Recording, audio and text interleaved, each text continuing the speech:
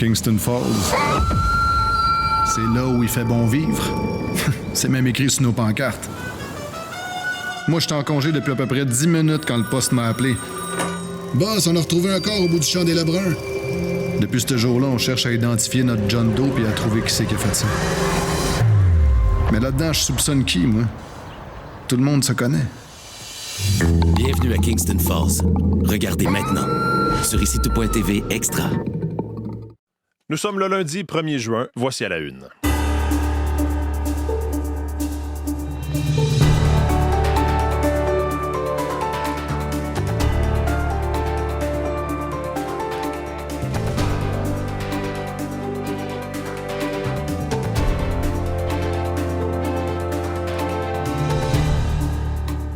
Bonjour, bon lundi, bon début de semaine. C'est Mathieu Bellumeur au microphone. Bienvenue à cette nouvelle édition d'À la Une. J'espère que vous allez bien ce matin. Merci d'être avec nous pour commencer cette nouvelle semaine. Oui, 1er juin, mais attention, si vous mettez le nez dehors tôt ce matin, c'est pas très, très chaud. Ça fait pas très 1er juin. On va revenir avec les détails de la météo, les prévisions de la météo avec Véronique Méran dans les prochaines minutes. On va se parler ensemble aujourd'hui. Vous avez peut-être vu circuler les images sur les réseaux sociaux. Vous en avez peut-être entendu parler de cette manifestation, en tout cas cette présence d'une dizaine, quinzaine de personnes dans un parc à Shawinigan avec une banderole raciste, donc message qui dit quelque chose comme « Je me souviens d'un Québec blanc », c'est ce qui est écrit sur la banderole et ça a fait beaucoup réagir en fin de semaine. La photo a beaucoup circulé, elle a été confirmée par les journalistes ici à Radio-Canada et ça fait réagir toute la classe politique. Jean-Philippe Robillard aura les derniers événements, les derniers développements et les dernières réactions en lien avec cette histoire-là un peu plus tard. Sinon, ce qui risque de retenir l'attention encore aujourd'hui, c'est la situation au Moyen-Orient. Donald Trump qui a écrit sur Truth Social au cours des dernières heures que l'Iran souhaite vraiment conclure un accord et ce sera bon pour les États-Unis et ceux qui sont avec nous. C'est ce qu'il a écrit. Après une fin de semaine où il y a eu des échanges de tirs, entre autres, l'armée américaine dit avoir mené des frappes défensives et mesurées en Iran contre des sites de commandement de drones. En représailles, les gardiens iraniens de la Révolution ont dit avoir visé des bases utilisées par les États-Unis. Mais là, Donald Trump dit que, donc, vraiment, l'Iran souhaite conclure un accord. Donc, est-ce qu'il y aura des développements? On en parle depuis la fin de la semaine passée. Ce sera à suivre aujourd'hui. Mes collaborateurs sont autour de la table. Je vous parlais de Véronique Méran à la météo. Elle est là. Bonjour. Véronique. Olivier Pellerin au sport. Bonjour, Olivier. Bonjour. Et Julie-Jasmine Boudreau à la culture. Bonjour, Julie-Jasmine. Bonjour, Mathieu. On va vous retrouver un peu plus tard à la fin de l'émission pour parler de la soirée d'hier. C'était la remise des prix écran canadiens. Oui, exactement. C'est le meilleur de la télé sur les réseaux anglo et le meilleur du cinéma. Là, on mélange les deux langues. C'est à Toronto. C'était diffusé sur CBC. J'ai écouté ça. C'était palpitant, alors. Et on a surtout battu un record hier pour une série de télé. Jamais de prix n'ont autant été remis pour une seule et unique série. OK. Heated Rivalry. Heated Rivalry, ah oui. Ou Rivalité passionnée. Rivalité très passionnée, disons comme ça. Merci, Véronique, de m'avoir sorti de cette situation. On fait le bilan donc de cette soirée-là tout à l'heure, Julie Jasmine. Parlons-en des prévisions de la météo. Véronique, c'est beau ou c'est pas chaud? Puis le mois de mai n'a pas été très chaud. Bon, allons-y avec ça. Ouais. Il est derrière nous, premièrement, ce mois de mai. Est-ce qu'on a un petit bilan? On a un bilan personnel. Okay. J'ai regardé les températures parce que, bon, évidemment, c'était une fin de semaine, les derniers jours du mois. Les données officielles vont sortir un petit peu plus tard cette semaine, Okay. mais on peut affirmer quand même que dans l'ensemble, c'est un mois qui a été plus frais que la normale. À Montréal, pas de beaucoup, mais à certains endroits au Québec, on pourrait battre des records du mois de mai le plus frais depuis quand même plusieurs années. Et côté précipitation, à peu près dans les moyennes aussi. Donc, bon, du beau temps, est-ce qu'on en a eu tellement au cours du mois de mai? La réponse est non. Alors, on arrive à juin. Que nous offrira-t-il? Des conditions qui vont en s'améliorant, des températures qui vont remonter la pente aussi. On l'a vu, le ciel est bien dégagé. Vous avez vu la lune? Très belle lune ce matin. Belle pleine Complètement lune. pleine. On l'appelle la lune bleue. Pourquoi? Parce que c'est la deuxième pleine lune du mois, tout simplement. Dans ce temps-là, on dit que c'est la lune bleue. Et micro-lune, parce qu'elle est vraiment très éloignée de la Terre. Elle ne m'a pas paru si petite que ça. Non, moi non plus. Mais quand même. Alors, pleine lune ce matin, mais là, déjà, soleil levant. Alors, si vous avez manqué la lune, c'est le soleil qui prend le relais et c'est du beau temps cette semaine. On maintient une petite probabilité d'averse, un mini risque d'orage en fin de journée aujourd'hui, je dirais vers l'Estrie, Québec, Laurentides, 30-40 %, Montréal, 30 mais disons que c'est beaucoup moins que que les probabilités que nous avions hier, et hier d'ailleurs, orage fort par endroits, des grêlons. Oui. Secteur de la Montérégie, il y en a eu dans la région de Montréal, arbres cassés aussi, secteur de Montréal également. Donc, de fortes rafales de vent. Bref, s'abrasser dimanche, ce sera plus calme en ce début de semaine et on ira avec des températures qui vont grimper graduellement. Alors, pour le sud-centre du Québec, 18 à 21 degrés aujourd'hui. Beau temps demain, ça grimpera jusqu'à 22-24 et on rejoint 24 à 26 pour la journée de mercredi. Ça, c'est quand même beaucoup plus estival là, comme condition. La nuit prochaine, il fera entre 9 et 11 degrés, mais vers les Laurentides, la Naudière, ça descend encore à près de 4-5 degrés la nuit. Vers l'Abitibi, beau temps, 22 aujourd'hui, 25 demain. Ça reste un peu plus variable dans l'est du Québec avec une faible probabilité d'averse, un risque d'orage 30-40 %. Les températures remontent jusqu'à 22 au Saguenay. Ce sera du 16-17 degrés pour la Gaspésie, le Bas-Saint-Laurent, 12 sur la Côte-Nord. Encore possibilité de gel la nuit prochaine pour la Gaspésie et la Côte-Nord. Beau temps sur tout le territoire ontarien. C'est le soleil qui domine. Les températures sont dans la jeune vingtaine. Et dans l'ouest, on perd graduellement cette chaleur. On est de retour avec des conditions très pluvieuses jusqu'à mercredi pour Edmonton et Calgary, 8 à 11 degrés seulement, 50 à 100 mm d'ici mercredi. Plus nuageux vers le sud de la Saskatchewan, 22 et encore chaud sur le sud du Manitoba. Ça va se rafraîchir dans les prochains jours. Il fera 28 aujourd'hui sous un ciel variable. Donc, la chaleur qui s'écrase dans l'ouest et qui s'en vient tranquillement vers l'est, pas avec une aussi forte intensité, mais avec un air d'été. Merci beaucoup, Véronique. Bonne journée, bonne semaine. Olivier, au sport, on va parler de hockey junior. Les Rangers de Kitchener qui ont gagné la Coupe Memorial, je dirais sans trop de problèmes. Ça n'a pas été compliqué pour eux. Ils ont remporté tous leurs matchs de manière assez convaincante d'ailleurs. Et ils ont donc été sacrés meilleure équipe junior au pays avec cette victoire de 6-2 hier contre les Silvertips d'Everett. Ça a été vraiment un tournoi facile, simple pour les Rangers. C'est la 3e Coupe Memorial donc qu'ils vont chercher. Je vous rappelle que les Saguenayens de Chicoutimi, entre autres au Québec, étaient de ce tournoi et malheureusement n'ont pas réussi à passer en finale, battus par Everett. Mais donc un sacre qui s'est fait très rapidement. On a vite compris dans ce match d'ailleurs hier que ce serait le cas. Et puis voilà les Rangers de Kitchener qui, eux, représentaient la Ligue de l'Ontario, qui sont sacrés champions de la saison de hockey junior. Et il y avait plusieurs grands talents dans cette équipe qui ont montré les dents tout au long de ce tournoi et qui ont fait de ce tournoi peut-être une simple formalité. Certains auraient peut-être préféré un peu plus d'adversité dans ce tournoi, mais quand même, les Rangers de Kitchener ne vont pas s'en plaindre et ils sont champions au pays. Bilan de la saison du Canadien de Montréal ce matin? Oui, ça se fera à 9h ce matin, après cette saison qui a été surprenante pour plusieurs, réconfortante pour d'autres aussi qui voyaient ces jeunes montrer les dents et qui ont très bien fait cette année, éliminés en finale de l'Est par les Hurricanes de la Caroline. Donc, plusieurs chantiers qui seront discutés par, oui, les joueurs, comment ils ont vécu, oui, leur saison, mais aussi l'entraîneur-chef Martin Saint-Louis et le personnel directeur général Kent Hughes, entre autres, qui parlera de ses intentions certainement pour la saison morte, parce qu'il y a eu beaucoup... la construction s'est faite et est passée par de jeunes joueurs qui ont été acquis par le Canadien au repêchage, mais là, il y aura peut-être des agents libres, des joueurs autonomes qui viendront peut-être s'ajouter. Et souvenez-vous, à la date limite des transactions, Kent Hughes avait dit là, qu'il y avait eu une transaction qui aurait peut-être été possible, une signature possible. Bon, ça n'avait pas réussi, les discussions avaient achoppé, mais là, cet été, peut-être qu'elles reprendront pour ce fameux élément qui pouvait, disait-il, venir aider le Canadien.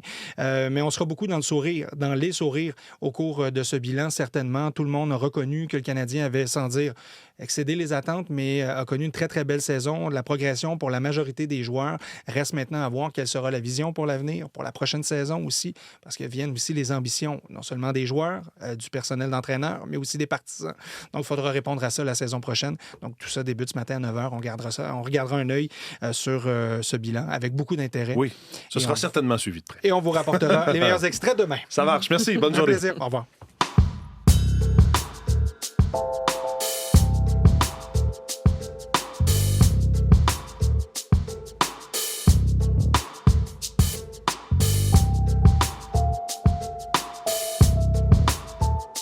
Allons-y avec la une des différents quotidiens ce matin. Dans le Globe and Mail, on parle des autorités réglementaires à qui on demande d'intensifier les inspections, d'appliquer davantage les règles en ce qui a trait à l'industrie du camionnage qui fait l'objet justement d'études par des élus à la colline du Parlement à Ottawa parce qu'il y a des préoccupations, entre autres à ce phénomène qu'on a appelé chauffeur Inc.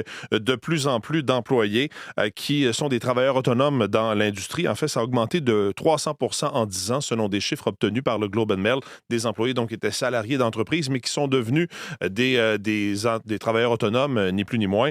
Et ça vient avec évidemment des désavantages pour les travailleurs, perte d'une certaine sécurité d'emploi, mais aussi, on a vu dans certains cas, dégradation de la formation, des camions qui sont moins bien entretenus. Il y a d'ailleurs une députée néo-démocrate de l'Ontario, de la circonscription de Thunder Bay, Superior North, donc dans le nord de l'Ontario, qui réclame un meilleur partage de l'information entre les autorités provinciales qui sont chargées de faire respecter les normes de sécurité routière et l'industrie et les élus, que l'information circule davantage, mais il y a des préoccupations quant à cette transformation que vit l'industrie du camionnage. C'est en une du Globe de ce matin.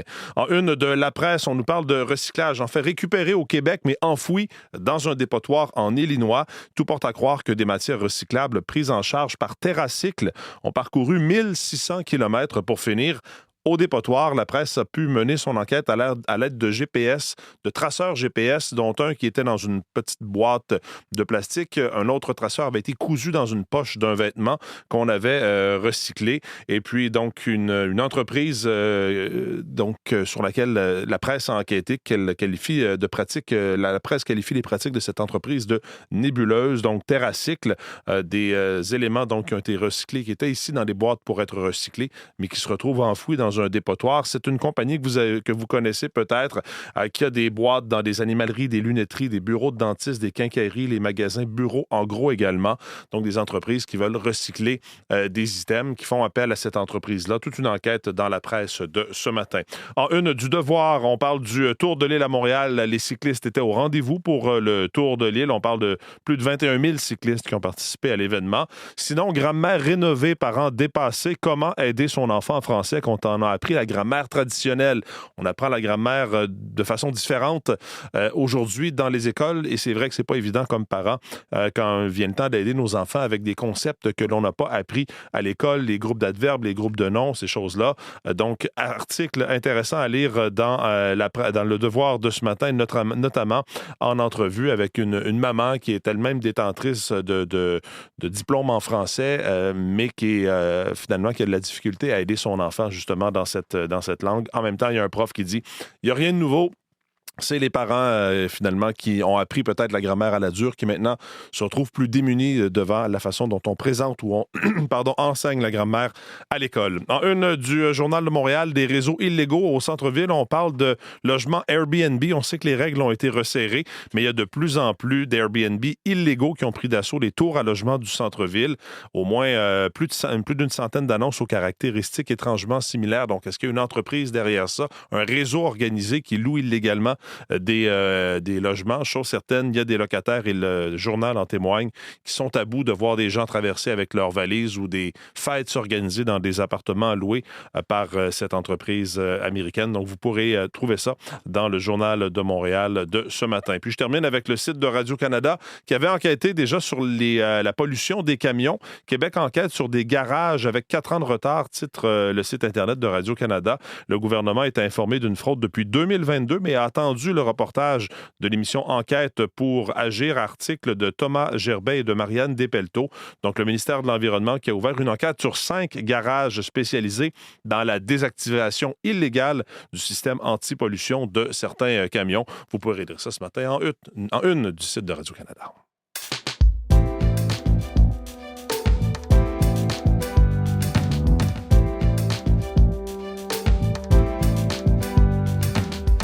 Jean-Philippe Robillard est maintenant en studio avec nous. Bonjour Jean-Philippe. Bonjour Mathieu. Oui, on va revenir ensemble sur ce rassemblement. Je le disais au début de l'émission. Vous avez peut-être vu ces photos passer, 7 photos passées sur les réseaux sociaux. À Shawinigan, en Mauricie, une vingtaine de personnes vêtues de noir, le visage couvert, qui ont brandi une bannière sur laquelle on pouvait lire « Je me souviens d'un Québec blanc », un événement qui a été d'ailleurs dénoncé par plusieurs élus de l'Assemblée nationale. Oui, Mathieu, c'est clairement un rassemblement, une manifestation qui ne passe pas, notamment auprès des élus. Hier, là, tout au long de la journée, les témoignages d'indignation n'ont pas cessé de s'accumuler. Il y a la première ministre du Québec, Christine Fréchette, qui a condamné avec la plus grande fermeté le rassemblement à Shawinigan en fin de semaine et les messages racistes qui ont été véhiculés. Dans un message sur les réseaux sociaux, Christine Fréchette a écrit, et je vais la citer, « Comme plusieurs Québécois, j'ai été profondément choqué.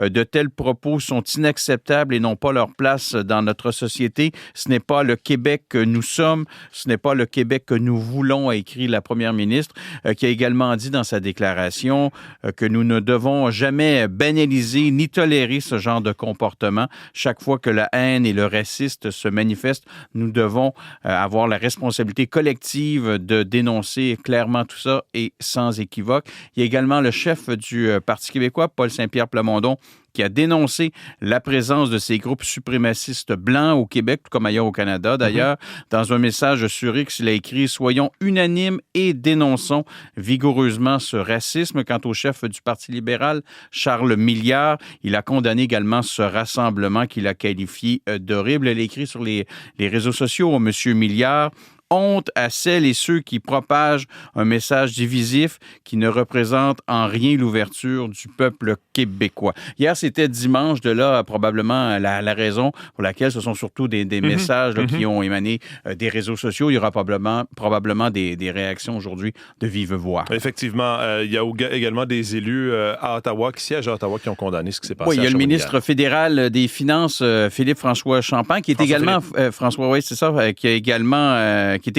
député de la Mauricie, qui a déclaré c'est un geste déplorable qui va à l'encontre de nos valeurs, que les citoyens, il a également dit que les citoyens de sa région sont des gens accueillants, généreux et respectueux des autres. Le chef du Bloc québécois lui a parlé de la manifestation comme étant une honte de racisme et de lâcheté. Et selon le professeur associé en sociologie à l'UQAM, Rachad Antonius, c'est une manifestation qui s'inscrit dans un contexte beaucoup plus large.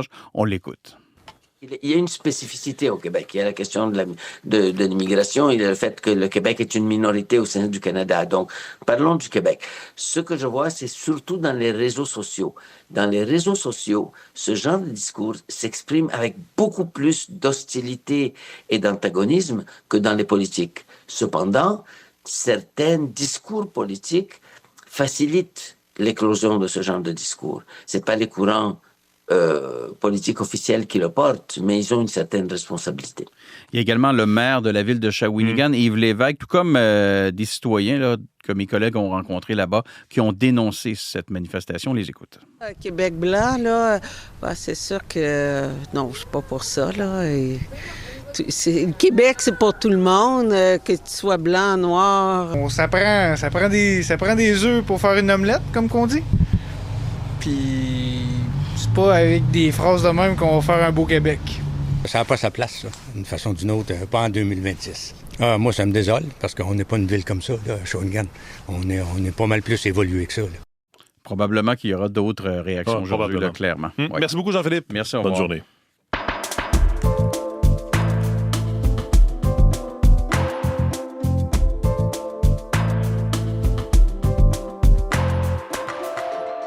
And the Canadian Screen Award goes to Hudson Williams. Heated Rivalry. Oui, c'est la série gagnante des prix écran canadiens, Julie Jasmine, Heated Rivalry. Oui, c'est ça, la Razia, Heated Rivalry, donc succès planétaire, mais reconnaissance canadienne. Alors, vous avez entendu, premier rôle, Hudson Williams, l'acteur canadien de Kelowna, qui a remporté ce prix-là. Meilleure série dramatique, meilleur choix du public aussi. Et ajouté à ces 3 prix qui ont été remis hier, 13 autres qui avaient été remis la veille, donc samedi, dans cette cérémonie, ce qui porte le compte à 16 prix sur 18 nominations. On a battu un record au prix écran canadien. Alors, et d'ailleurs, parmi les lauréats, il y avait eu samedi Peter, originaire de Québec pour la musique et la chanson originale. Sophie Nélis également, à qui hier on a remis le prix Radius. C'est un prix pour son rayonnement international, un exploit à 26 ans. Elle est dans Heated Rivalry, mais aussi on l'avait vu à ses tout débuts dans Monsieur Lazare. On va l'écouter. Receiving something like this doesn't make me feel like I've arrived anywhere. If anything, it motivates me even more. It makes me want to keep growing. Alors, elle dit qu'elle a cette récompense-là ne lui donne pas l'impression d'avoir atteint un but, mais au contraire, ça la motive à aller encore plus loin, continuer de grandir, de prendre des risques, d'écouter les autres, puis essayer de devenir une personne, en fait, ou une artiste qui mérite vraiment ce genre de reconnaissance. Et on a aussi rendu hommage hier à Mike Myers, qui est un acteur canadien, bien sûr, de SNL à Austin Powers. Très, très ému, évidemment, puis c'est même essayé en français. On va l'écouter. J'espère que je peux parler français mieux, meilleur, better. Bonjour, Québec. I love you so much. Quand même. Oui, puis il est devenu très ému quand il a dit que ses parents avaient choisi le Canada et il a nommé chaque Canadien qui a quasiment jalonné son parcours.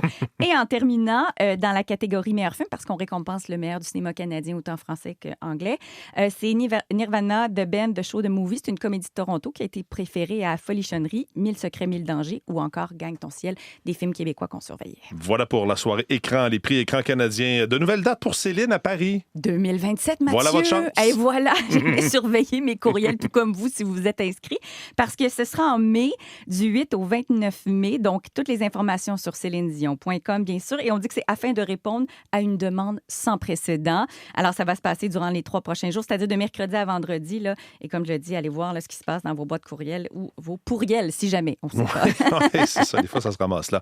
Ah, Marilyn Monroe qui aurait eu 100 ans aujourd'hui. Elle aurait eu 100 ans.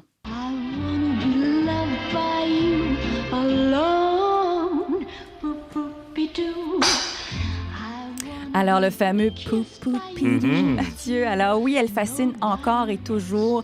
Son influence, son héritage, évidemment, de star de cinéma ou destin tragique, elle qui est décédée à 36 ans, bien sûr. Je dirais que différentes célébrations au cours des prochains jours, bien sûr, la Cinémathèque québécoise, entre autres à Montréal, puis un musée à Los Angeles aussi, à Paris, lui consacre une exposition. Alors voilà, elle aurait eu 100 ans, Marilyn Monroe. Merci Julie Jasmine. On va se laisser là-dessus. Bonne journée. I wanna be loved by you, just you, nobody else but you. Marilyn Monroe, donc, qui aurait eu 100 ans aujourd'hui. Marie-Michel Borduas est de retour avec nous cette semaine. Elle est en studio. Bonjour, Marie-Michel. Bonjour, Mathieu. Alors, oui, les députés fédéraux qui pourraient tenir un débat d'urgence sur l'économie canadienne, c'est une demande du Parti conservateur. Exact. Le chef Pierre Poilievre qui a envoyé une lettre au premier ministre Mark Carney hier pour faire cette demande parce que le Canada est entré en récession technique et ça parce que le produit intérieur brut réel a reculé pendant 2 trimestres consécutifs. Pierre Poilievre, lui, préfère le terme récession pour plusieurs raisons étayées là, dans sa lettre. Mais pour déclencher un débat d'urgence, la demande va devoir être approuvée par le président de la Chambre des communes. C'est lui qui doit déterminer s'il s'agit d'une véritable urgence. Et si la demande est acceptée, il y a une motion qui sera déposée pour que la Chambre s'ajourne pour débattre rapidement de l'affaire. En général, le débat doit avoir lieu entre 20h et minuit, le jour même où la demande est acceptée. On verra si c'est accepté, mais ça va certainement occuper donc les collègues à Ottawa aujourd'hui. Sinon, près de 300 signaleurs du Canadien Pacifique Kansas City, le CPKC, sont en grève. C'est ce qu'indique la Fraternité internationale des ouvriers en électricité, le syndicat qui les représente. Ces travailleurs, ils entretiennent les systèmes de signalisation et de communication ferroviaire sur l'ensemble du réseau, donc de Vancouver à Montréal. Le CPKC affirme que des plans d'urgence sont en place, que le service ferroviaire se poursuit. L'entreprise demande au syndicat de mettre fin à sa grève et d'accepter un arbitrage exécutoire. La Fraternité internationale des ouvriers en électricité affirme pour sa part que l'employeur n'a pas abordé de manière significative les enjeux qui touchent, entre autres, la rémunération et l'équilibre travail-vie personnelle. Ce sont des enjeux là, au cœur du litige en ce moment. Merci beaucoup, Marie-Michel. Bonne journée. Bonne journée. Voilà pour cette édition d'À la Une. Vos équipes du matin vont prendre le relais dans les prochaines secondes. Merci d'avoir été des nôtres. Bonne journée.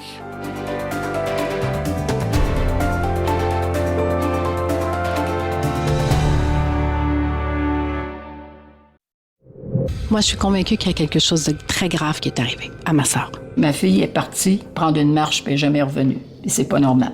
L'ombre du doute, le mystère Marilyn. À écouter en exclusivité sur Radio-Canada Audio.